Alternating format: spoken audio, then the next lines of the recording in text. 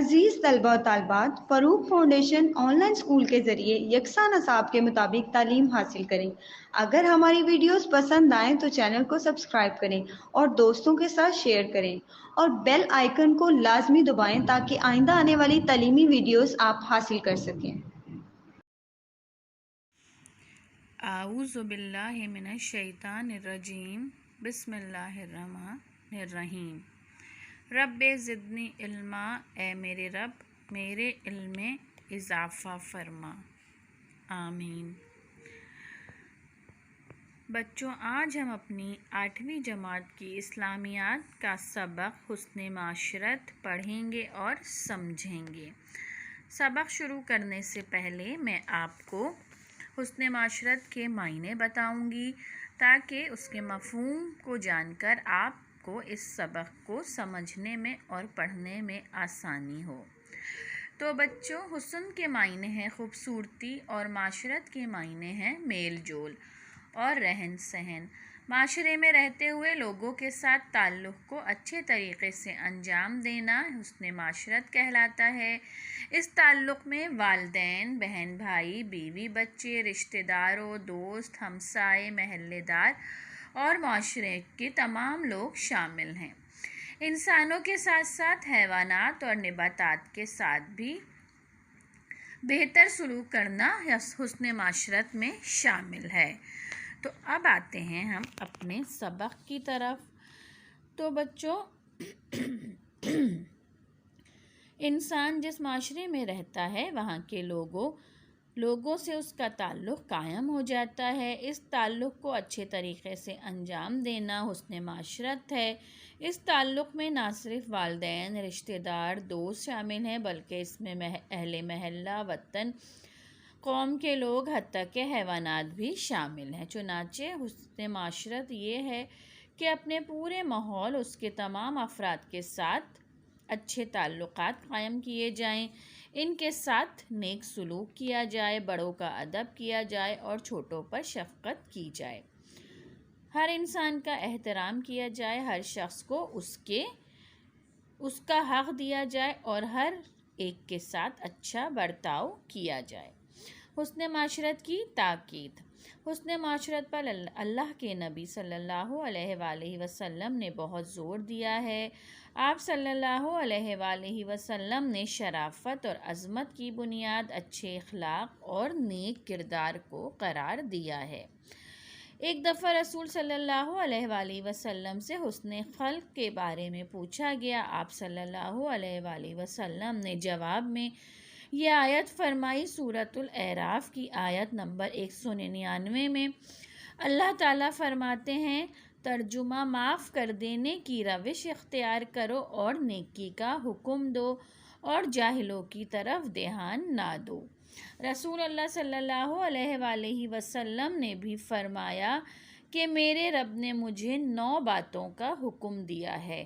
جو مجھ سے تعلق توڑنا چاہے اس کے ساتھ تعلق جوڑو، جو مجھے محروم کر دے اس کو عطا کرو اور جو مجھ پر زیادتی کرے اسے معاف کر دوں۔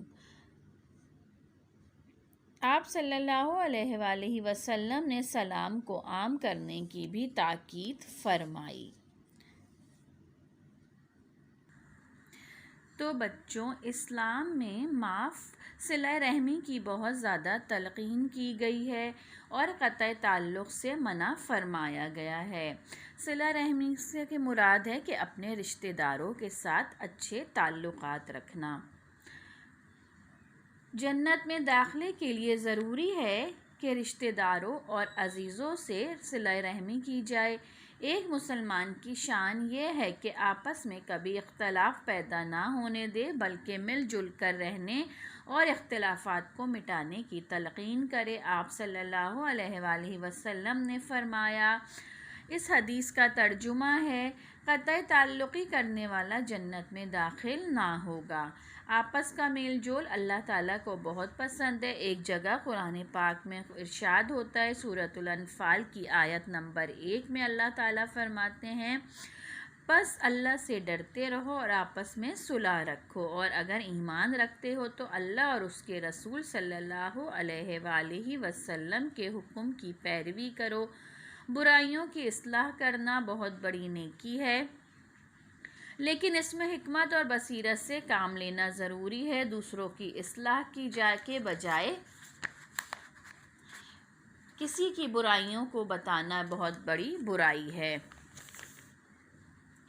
آپ صلی اللہ علیہ وآلہ وسلم نے حضرت ابو ذر غفاری رضی اللہ تعالیٰ عنہ سے فرمایا کہ اپنے عیبوں اور گناہوں کے بارے میں جو کچھ جانتے ہو اس کی فکر تمہیں اتنی ہو کہ دوسرے بندوں کے عیوب کو دیکھنے اور ان کی باتیں کرنے کی تم کو فرصت ہی نہ ہو۔ ایک اور جگہ آپ صلی اللہ علیہ وآلہ وسلم نے فرمایا، جس نے کسی مسلمان کی پردہ پوشی کی، اللہ قیامت کے دن اس کی پردہ پوشی کرے گا۔ ایک اور جگہ فرمایا، جو مسلمان دوسرے مسلمان کے عیب چھپائے گا، اللہ تعالیٰ اس کو جنت کے بیچ میں محل عطا فرمائے گا۔ بچوں، اب ہم آتے ہیں اپنے سبق کی طرف دوبارہ سے۔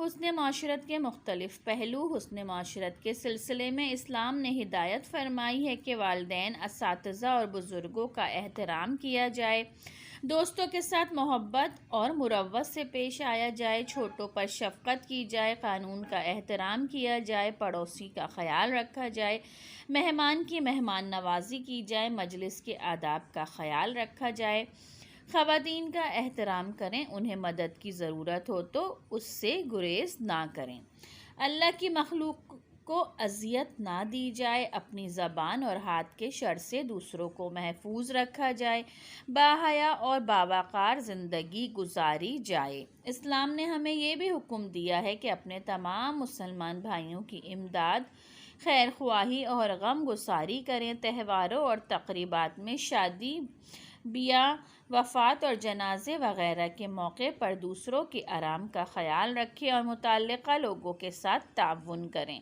کسی کا مذاق نہ اڑائیں، چڑھانے کے لیے نام نہ بگاڑیں، الزام تراشی اور طنز سے گریز کریں، کسی چیز کو نقصان نہ پہنچائیں۔ اسلام نے ہمیں یہ بھی سکھایا ہے کہ چھینک یا جمائی آئے تو بائیں ہاتھ کی پشت منہ پر رکھ لیں، کوئی شخص آپ کے ساتھ بھلائی کرے یا کچھ دے تو اس کا شکریہ لازماً ادا کریں، کسی کی چیز اس کی اجازت کے بغیر نہ لیں۔ تو بچوں، حسن معاشرت کے بارے میں اسلام نے ہدایت کی ہے کہ والدین، اساتذہ اور بزرگوں کا احترام کیا جائے، دوسروں کے ساتھ محبت سے پیش آیا جائے، شفقت چھوٹوں پر کی جائے، مہمانوں کی عزت کی جائے، پڑوسیوں کا آرام کیا جائے، کوئی بیمار مسلمان ہو تو اس کی عیادت کیا جائے، شادی بیاہ میں کوئی دعوت دے تو اس میں شرکت کی جائے، مسلمان بھائی فوت ہو جائے تو جنازے میں شرکت کرنا ضروری ہے، کسی کا مذاق نہ اڑایا جائے، کسی کی غیبت نہ کی جائے اور کسی کا نام نہ بگاڑ کر اسے پکارا جائے، کیونکہ غیبت بہت بڑا گناہ ہے، اس لیے غیبت سے بار بار بچنے کی تلقین کی گئی ہے۔ اسلام میں روزمرہ زندگی میں پیش آنے والے معمولی آداب بھی سکھائے گئے ہیں کہ جب چھینک یا جمائی آئے تو بایاں ہاتھ منہ پر رکھا جائے، کوئی آپ کے کام آئے تو اس کا شکریہ ادا کیا جائے، کسی کی چیز بغیر اجازت استعمال نہ کی جائے، کوئی بری بات کہے تو جواب میں اچھی بات کہی جائے، مستحق لوگوں کی مدد کی جائے، نہ صرف کاروبار میں جھوٹ اور قسمیں کھانے سے بچا جائے بلکہ عام زندگی میں بھی قسمیں کھانے سے منع فرمایا گیا ہے اور ہر معاملے میں سچائی اور ایمانداری کا مظاہرہ کیا جائے۔ حضرت انس رضی اللہ تعالیٰ عنہ فرماتے ہیں کہ جب حضور صلی اللہ علیہ وآلہ وسلم کسی سے مصافحہ فرماتے یا کوئی شخص آپ صلی اللہ علیہ وآلہ وسلم سے مصافحہ کرتا تو آپ صلی اللہ علیہ وآلہ وسلم اس سے اپنا ہاتھ نہ چھڑاتے بلکہ وہی آدمی اپنا ہاتھ حضور صلی اللہ علیہ وآلہ وسلم کے ہاتھ سے علیحدہ کرتا، اور اگر کوئی آپ صلی اللہ علیہ وآلہ وسلم کی طرف منہ کر کے بات کرتا تو آپ صلی اللہ علیہ وآلہ وسلم بھی اس کی طرف متوجہ رہتے، یہاں تک کہ فارغ ہو کر وہی آدمی آپ صلی اللہ علیہ وسلم سے چہرہ پھیر لیتا، اور کبھی کسی نے یہ نہیں دیکھا کہ حضور صلی اللہ علیہ وآلہ وسلم نے اپنے پاؤں مبارک اپنے پاس بیٹھنے والوں کی طرف پھیلا رکھے ہوں۔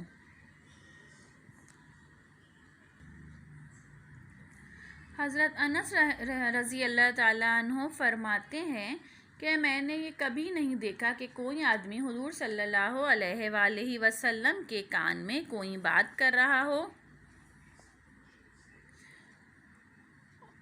اور حضور صلی اللہ علیہ وآلہ وسلم اس سے اپنا سر دور کر لیں، بلکہ وہی آدمی اپنا سر دور کر لیتا۔ آپ صلی اللہ علیہ وآلہ وسلم بازاروں میں شور مچانے والے نہیں تھے۔ آپ صلی اللہ علیہ وآلہ وسلم کو گالی دینا، لعنت بھیجنا اور فحش گوئی کرنا سخت ناپسند تھا۔ جب کسی پر ناراض ہوتے تو یوں فرماتے کہ فلاں کو کیا ہو گیا، اس کی پیشانی خاک آلود ہو جائے۔ آپ صلی اللہ علیہ وآلہ وسلم نے لوگوں میں محبت بڑھانے کا طریقہ بیان کرتے ہوئے فرمایا کہ تم لوگ جنت میں نہیں جا سکو گے جب تک کہ مومن نہیں بنتے، اور تم مومن نہیں بن سکتے جب تک کہ ایک دوسرے سے محبت نہ کرو۔ میں تمہیں وہ تدبیر کیوں نہ بتاؤں جس کو اختیار کر کے تم آپس میں محبت کرنے لگو۔ اس لیے ضروری ہے کہ آپس میں سلام کو پھیلاؤ۔ نبی کریم صلی اللہ علیہ وآلہ وسلم نے تاکید فرمائی کہ تم اپنے گھر میں داخل ہوا کرو تو پہلے گھر والوں کو سلام کیا کرو، یہ تمہارے لیے اور تمہارے گھر والوں کے لیے خیر و برکت کی بات ہے۔ تو بچوں اب ہم آتے ہیں دوبارہ سے اپنے سبق کی طرف۔ ماحول کی آلودگی سے گریز۔ ماحول کی آلودگی سے بچا جائے، گھر اور کمرے صاف رکھے جائیں، گندگی اور ناکارہ چیزیں باہر نہ پھینکی جائیں، اونچی آواز میں ریڈیو یا ٹی وی چلا کر ارد گرد کے لوگوں میں کے آرام میں مخل نہ ہوں، گلیوں میں اور سڑکوں پر کھیل سے اجتناب کریں، اس سے راہگیروں کو تکلیف ہوتی ہے، گھروں کو نقصان پہنچتا ہے اور بعض اوقات کسی کو چوٹ بھی لگ سکتی ہے۔ جہاں تک ہو سکے ارد گرد کے ماحول کو خوبصورت بنائیں، درخت اور پودے لگائیں، جو پودے لگے ہوئے ہیں ان کی حفاظت اور آبیاری کا خیال رکھیں، غیر ملکیوں کا احترام کریں، ان کو کسی مدد یا رہنمائی کی ضرورت ہو تو جتنا فراہم کر سکتے ہیں کریں، بسوں ویگنوں میں سفر کرنے کے وقت معذوروں، بیماروں، بزرگوں اور عورتوں کو بیٹھنے کی جگہ دیں۔ اگر آپ سڑک پر پیدل یا سوار ہو کر جا رہے ہوں تو ٹریفک کے قوانین اور اشاروں کا خیال رکھیں۔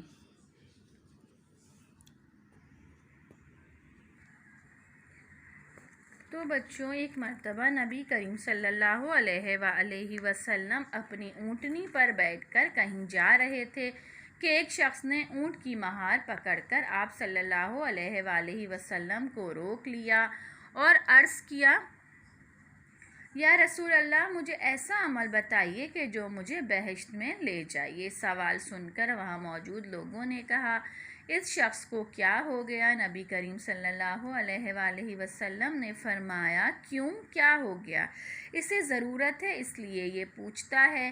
پھر آپ صلی اللہ علیہ وآلہ وسلم نے فرمایا،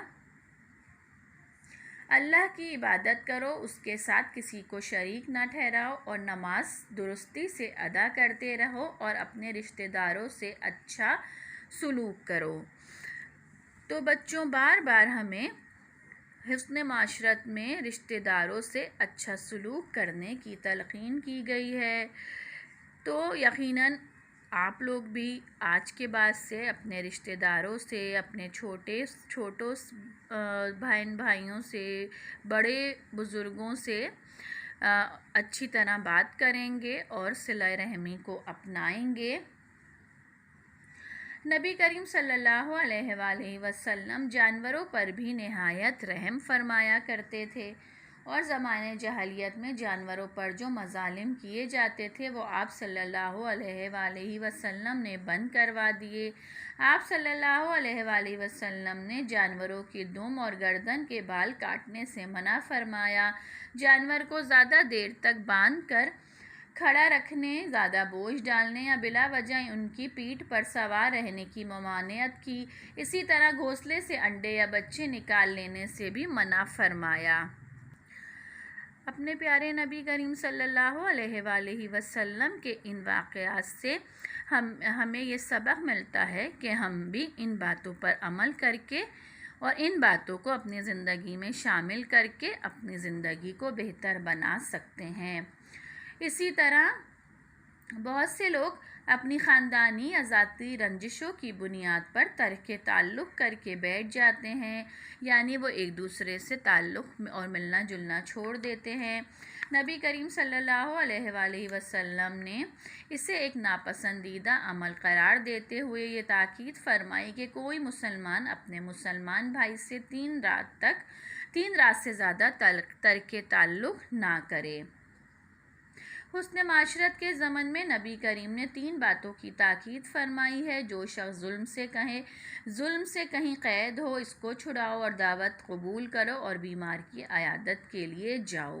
اسی طرح نبی کریم صلی اللہ علیہ وآلہ وسلم دیگر شادی بیاہ اور دیگر تقریبات کو بہت اہمیت دیتے تھے اور ایسی تقریبات کو پسند فرماتے تھے جن میں لوگوں کو رشتہ داری کی بنیاد پر مدعو کیا جائے، نہ کہ ان کی دولت یا عہدے کی بنیاد پر۔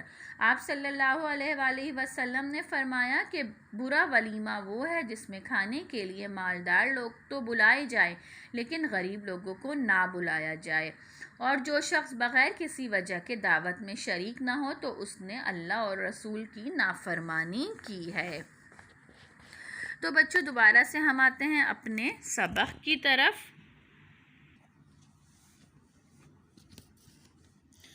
اسوہ رسول مقبول صلی اللہ علیہ وآلہ وسلم۔ مکہ والوں نے پیارے نبی صلی اللہ علیہ وآلہ وسلم کو کتنا تنگ کیا، کتنی اذیتیں دیں۔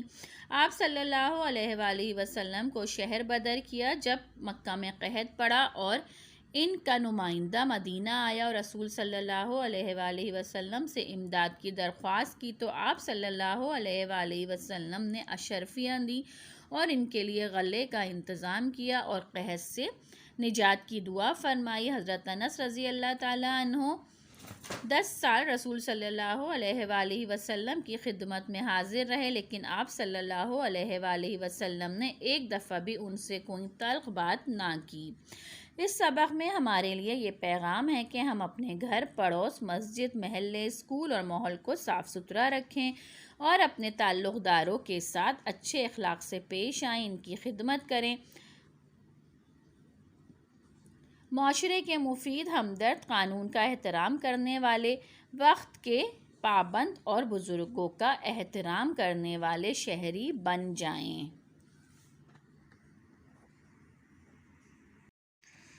تو بچوں،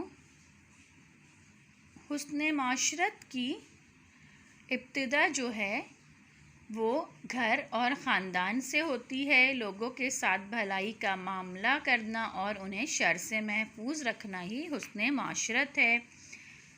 گھر میں ہمارے اچھے سلوک سے سب سے زیادہ مستحق ہمارے والدین ہیں۔ سب سے بہتر انسان وہ ہے جو اپنے گھر والوں کے لیے بہتر ہے۔ اولاد کے ساتھ حسن معاشرت یہ ہے کہ نہایت شفقت و محبت کے ساتھ ان کی پرورش کی جائے، انہیں ادب تہذیب سکھائی جائے، زیور تعلیم سے آراستہ کیا جائے اور اولاد کے درمیان انصاف اور محبت میں یکساں معاملہ کیا جائے۔ میاں اور بیوی ایک خاندان کی بنیاد بنتے ہیں۔ اس بنیاد کی مضبوطی کے لیے ضروری ہے کہ وہ دونوں ایک دوسرے کے حقوق کا خیال رکھیں اور اپنے فرائض میں کوتاہی نہ کریں۔ رشتہ داروں کے ساتھ حسن معاشرت یہ ہے کہ ان سے قطع تعلق نہ کیا جائے۔ اگر کسی کے بھی رویے سے تکلیف پہنچی ہو تو اس کو معاف کر دیا جائے۔